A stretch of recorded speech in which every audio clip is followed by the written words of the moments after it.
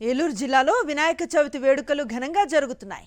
హేలాపురి ఉత్సవ కమిటీ ఆధ్వర్యంలో ఏర్పాటు చేసిన 24 అడుగుల శ్రీ మహారుద్ర గణపతి మట్టి విగ్రహం ప్రత్యేక ఆకర్షణగా నిలుస్తోంది. స్వామివారిని దర్శించుకునేందుకు పెద్ద ఎత్తున భక్తులు తరలివస్తున్నారు.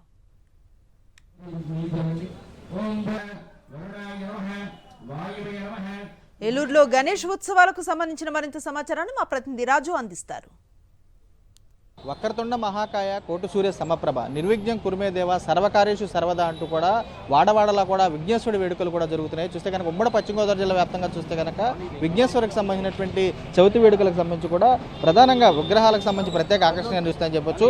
ప్రస్తుతానికి మనం ఉన్నటువంటి ఏరియా చూస్తుంటే కనుక ఏలూరులో ఉన్నటువంటి కుండీ సెంటర్లో కూడా 24 అడుగులకు సంబంధించినటువంటి మట్టి విగ్రహాన్ని కూడా ఇక్కడ ఉన్నటువంటి హేలాపురి గణేష్ ఉత్సవ కమిటీ ఏర్పాటు చేశారు. ఇక్కడ ఉన్నటువంటి అర్చకులు కూడా ఉన్నారు, వీరితో మాట్లాడించే ప్రయత్నం కూడా చేద్దాం. పూర్తిగా స్వామి చెప్పండి, ప్రధానంగా గణేష్ విశిష్టత ఏంటి, అసలు ఇక్కడ ఏ విధంగా నిర్వహిస్తున్నారు? శ్రీ గురుభ్యో నమః. హరి ఓం.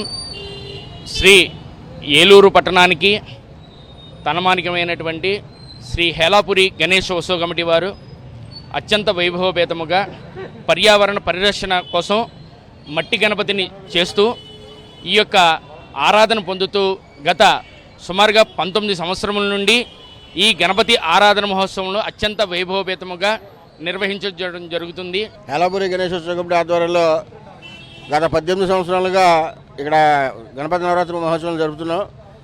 నవరాత్రి మహోత్సవం ప్రారంభించిన నాటి నుండి కూడా పర్యావరణానికి ఎటువంటి విఘాతం కలగకుండా కేవలం గడ్డి, మట్టి, వాటర్ కలర్స్ మాత్రం వాడి ఇక్కడ విగ్రహాన్ని ఏర్పాటు చేయడం జరుగుతుంది. ఇది 24 అడుగుల మహారుద్ర గణపతి. మేము ప్రతి సంవత్సరం కూడా మట్టి గణపతిని గంగానది మట్టితో కేవలం కర్రలు, గడ్డితో, వాటర్ కలర్స్తో ఇక్కడ వినాయకుని తయారు చేస్తామండి. ఈ సంవత్సరం 19వ సంవత్సరం అండి. ఇది విశిష్టత ఏంటంటే ప్రత్యేకంగా మట్టితో తయారు చేసినటువంటి మట్టి గణపతిని కూడా ఇక్కడ ఏర్పాటు చేసాం. పర్యావరణానికి ఎటువంటి హాని కలగకుండా చూస్తే పూర్తిగా ప్రాధాన్యత ఇచ్చామని చెప్పి వీరు కూడా స్పష్టం చేస్తున్నట్టు కూడా కనపడుతుంది. విశేష రమణతో రాజు సాక్షి, ఏలూరు నుంచి.